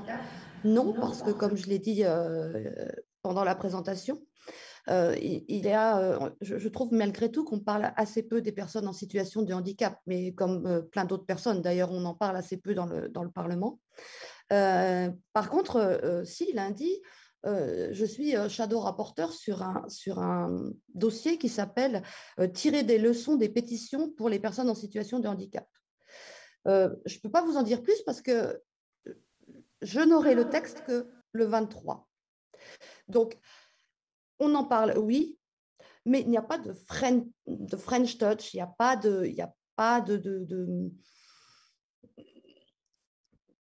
discussion particulière par rapport à d'autres États membres, si ce n'est que on sait que cette directive antidiscrimination est bloquée au Conseil parce qu'il n'y a pas d'unanimité et que certains États la bloquent, comme par exemple l'Allemagne. Voilà. Et j'ai oublié votre deuxième question. Il y en avait une deuxième, je crois. Excusez-moi. Oui, mais je vais la reformuler. Donc ça, c'était plutôt... Alors, c'était un peu précis. Ça concerne des statistiques, en quelque sorte. Y a-t-il des études? Non, mais c'est pour ça. Y a-t-il des études pour connaître le nombre de personnes en institution qui l'ont choisi et celles qui sont par défaut de solutions alternatives en milieu ordinaire? Donc là, je pense qu'il faudrait peut-être se rapprocher de la commission... je ne suis pas sûre qu'il y ait un eurobaromètre qui ait été fait à ce sujet, mais on essaiera de trouver des choses. Ensuite, la question de l'âge, donc de l'âge des personnes qui sont placées en institution, j'imagine. Et comment il n'y a pas de question d'âge, sinon ce serait une forme de discrimination. Déjà, voilà. Alors, autre question, donc nouvelle, celle-ci. Existe-t-il encore un intergroupe sur le handicap au Parlement européen? On n'en entend plus parler. Oui, il existe encore et je suis ravie d'en faire partie. Peut-être ce que je peux faire pour que les gens qui regardent connaissent le groupe, je peux peut-être mettre le lien sur la conversation du chat à tout le monde. Et comme ça, ceux qui nous écoutent peuvent peut-être prendre contact et en tout cas voir tout ce qui est fait au niveau de l'intergroupe handicap, qui, même si on n'en entend pas beaucoup parler, mais c'est ce que je disais tout à l'heure, c'est que les personnes en situation de handicap sont très invisibilisées, même si cet intergroupe fait un travail remarquable, il existe et on travaille beaucoup. Justement, Madame Pelletier, est-ce que vous pouvez nous rappeler quelles sont ses missions, sur quoi travaille cet intergroupe? C'est exactement la question. Nous avions évidemment un gros travail sur la stratégie européenne pour le handicap. Et donc, nous avons fait plusieurs lettres à la Commission sur des voies qui nous paraissaient essentielles pour la protection des personnes en situation de handicap. Et nous faisons souvent nombre de courriers à la Commission. Attention, là, ça va peut-être pas dans le bon sens. Attention, là, ça va dans un meilleur sens, mais peut-être que nous pourrions améliorer tel ou tel point. Donc, c'est un intergroupe qui se... Bon, en plus, c'est assez compliqué avec le Covid, mais il n'est pas rare que nous ayons au moins une réunion par mois. Et sur cette réunion, eh bien, nous essayons de pousser des sujets, nous essayons d'orienter, mais comme je ne vais pas vous raconter n'importe quoi, vous savez que le poids des députés par rapport à la Commission, il est quand même... très, très limité. Alors, nous essayons de pousser des sujets, nous essayons de pousser en disant qu'il faut mettre plus de moyens dans le handicap, plus de moyens financiers, mais aussi plus de moyens en présentiel, sans oublier également les aidants familiaux, parce qu'on les oublie trop souvent. Voilà, ce groupe est là, si vous voulez, pour aussi faire entendre la voix des personnes en situation de handicap, et porter des campagnes, par exemple. Quand je suis arrivée comme députée, il y avait déjà cette campagne pour faire une carte européenne des personnes en situation de handicap. C'est une campagne qu'on a fait, et ça, je crois que je m'en souviendrai toute ma vie, où c'est le groupe interparlementaire en situation de handicap qui a pris en photo, a demandé aux députés s'ils étaient d'accord de se lancer dans cette campagne pour qu'on puisse arriver à ce que propose aujourd'hui la Commission. Voilà, donc nous, on essaye juste de mener des campagnes, même si j'aime pas ça, c'est pas mener des campagnes, c'est juste faire entendre les besoins et la voix des personnes en situation de handicap. Mais après, comme je le disais, la Commission est la gardienne du temple politique européen, donc on essaye, des fois on gagne pas, mais en tout cas on se bat. Alors, il va y avoir d'autres questions, mais je voudrais qu'on donne la parole à Alain Gabrielli qui veut réagir et interpeller Madame Pelletier. Monsieur Gabrielli, on vous écoute. Oui, juste pour... je vois, on tourne autour d'une question qu'on ne pose pas. Je ne sais pas si on se refuse de la poser ou quoi, mais y a-t-il des députés européens en situation de handicap? Je crois que c'est une question déjà qu'il fallait poser, parce que c'est vrai que là, on ne sait pas. Ce serait bien voilà. Eh bien, il y en a... un certain nombre. Alors, vous m'excuserez, je n'ai pas tous les noms en tête. Mais oui, nous avons des députés qui sont en situation de handicap et qui, là, je pense à mon collègue qui est sourd et qui a à sa disposition des interprètes en langue des signes. Nous avons un monsieur qui est en fauteuil roulant. Enfin, nous avons plusieurs députés en situation de handicap. Et ça me fait justement aussi penser que j'avais interpellé la Commission européenne pour savoir quel était le nombre de fonctionnaires européens qui étaient en situation de handicap. Eh bien, je n'ai jamais eu de réponse. Juste pour terminer, vous avez évoqué effectivement tout à l'heure les sources du droit européen, effectivement. Vous avez parlé des directives. Alors, je pense que, si je peux me permettre, il y a très peu de directives quand même qui s'appliquent aux droits des personnes en situation de handicap. Il y a plutôt des recommandations. Je crois que voilà, c'est ce qu'on nous a dit tout à l'heure et je l'entends davantage dans ce sens-là. Et qui dit recommandation dit automatiquement pas forcément obligation de mettre en place. Donc c'est vrai que si on avance à ce rythme-là, je crains qu'on mette énormément de temps d'abord pour avoir une politique harmonisée en faveur des personnes en situation de handicap. Mais voilà, je pense que ça va être, à mon avis, très compliqué. Bon, de toute façon, c'est déjà compliqué dans d'autres domaines, je pense à la fiscalité, etc. Donc, je pense qu'effectivement, le handicap ne va pas être non plus... c'est un peu normal que ce soit, là aussi, un peu laissé pour compte. Mais, enfin, c'est pas normal que ce soit laissé pour compte, mais je veux dire, on peut imaginer que ça le soit. Voilà. Geneviève, je me tourne vers vous. Il y a une question, je crois. Oui, oui, mais bien sûr, allez-y, Madame Pelletier. Merci beaucoup. Alors, vous avez totalement raison, mais je vais juste reprendre ce que j'ai dit dans mon propos liminaire. C'est que la directive, je vais vous donner par exemple quelques alors je ne la connais pas par cœur, vous me permettez de lire mes notes, mais je vais vous donner quelques principes, ce n'est même pas des principes, c'est ce qui est écrit dans la directive sur le handicap.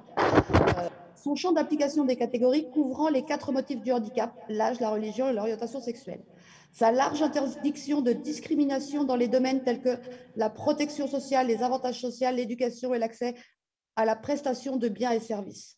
La reconnaissance de la privation de logement raisonnable pour les personnes en situation de handicap. Un devoir d'anticipation afin d'assurer un accès non discriminatoire aux personnes en situation de handicap. La garantie d'exigence minimale et le fait que les États membres peuvent adopter ou maintenir un niveau élevé de protection antidiscriminatoire. Le devoir de créer un organe d'égalité de traitement. La définition élargie de la discrimination directe et indirecte. Voilà, là, ce sont quelques points de la directive. Mais je redis, à partir du moment où c'est quelque chose qui est dans une directive, c'est quelque chose, c'est un acte législatif. Donc, ça devient la loi. Et les États membres doivent transposer cet acte législatif dans leur droit national. Donc, ça devient la loi. Alors qu'une stratégie, vous avez totalement raison, ce sont des principes, mais ça n'est pas contraignant. La directive est contraignante. Voilà, je voulais bien refaire le point entre directive, stratégie, et parce que c'est assez compliqué, même des fois pour moi. Recommandation, pas stratégie. Recommandation. Voilà, recommandation.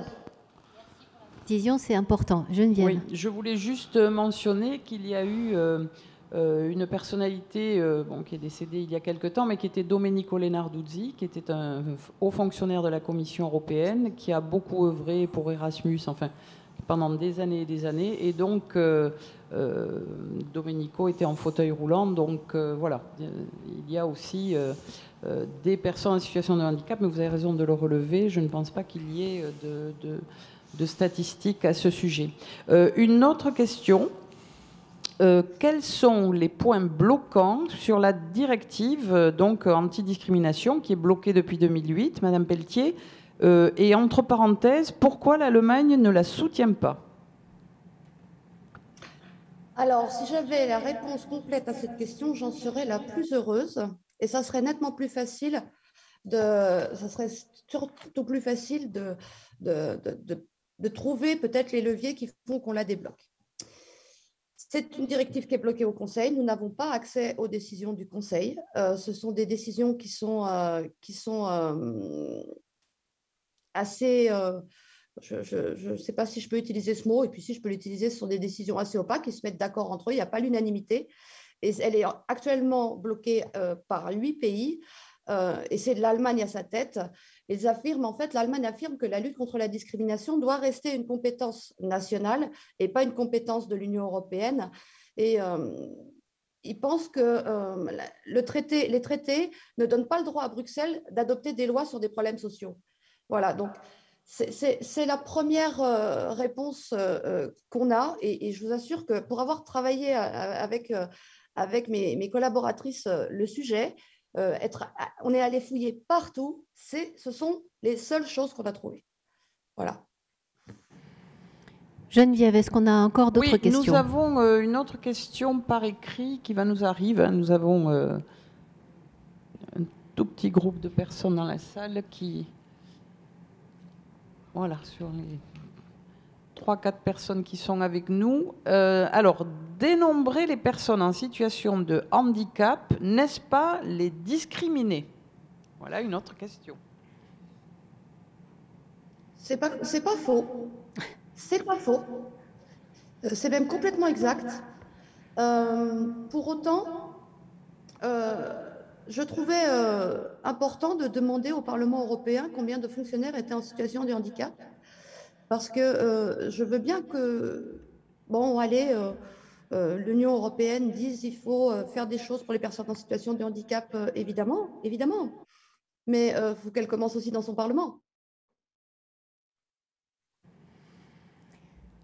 Oui, on mentionne aussi que dans le réseau Europe Direct, donc les maisons de l'Europe, Europe Direct, et Europe Direct est un réseau de la Commission européenne dont nous faisons partie, nous avons effectivement en France un collègue qui est en situation de handicap, qui est responsable d'un centre, et je rajoute qu'à Florence aussi, notre collègue de l'Europe Direct à Florence en Italie est aussi en situation de handicap.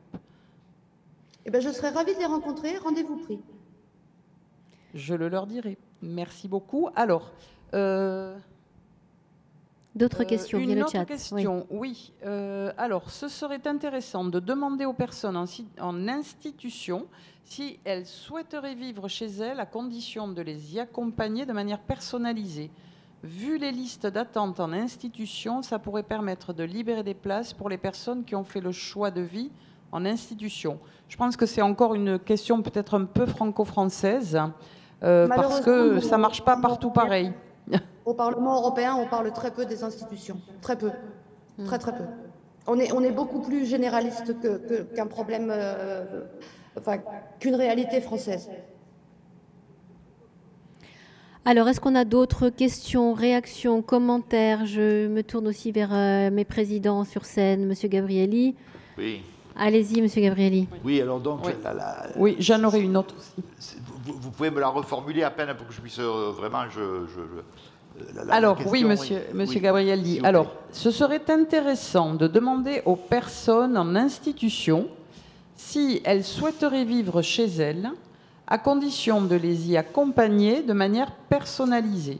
Vu les listes d'attente en institution, ça pourrait permettre de libérer des places pour les personnes qui font le choix de vie en institution. Très bien. Bien. Alors, écoutez, c'est exactement ce qui se fait.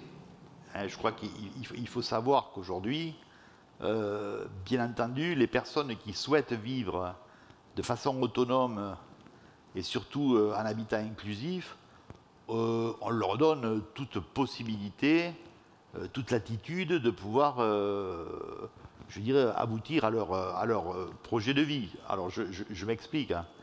Effectivement, s'ils sont en institution, bien, on va travailler avec eux pour pouvoir justement les accompagner à trouver un logement adapté, bien sûr, à leur propre déficience.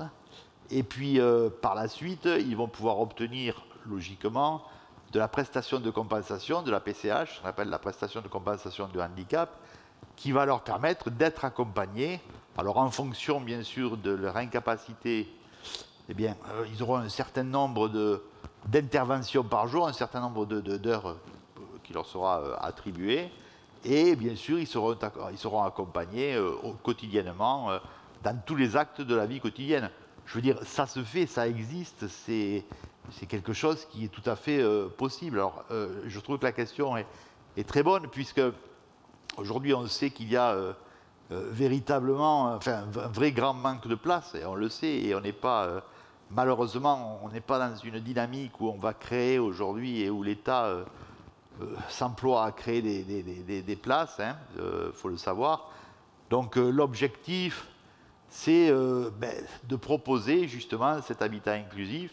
C'est ce qui se fait. Il y a des appels à projets, ou plutôt des appels à projets qui sont aujourd'hui proposés justement à des associations qui ont la possibilité de créer aujourd'hui justement des mini-structures pour pouvoir proposer ce dispositif d'habitat inclusif aux personnes en situation de handicap, afin effectivement, en tout cas entre autres, de libérer certaines places au profit des plus jeunes en situation de handicap.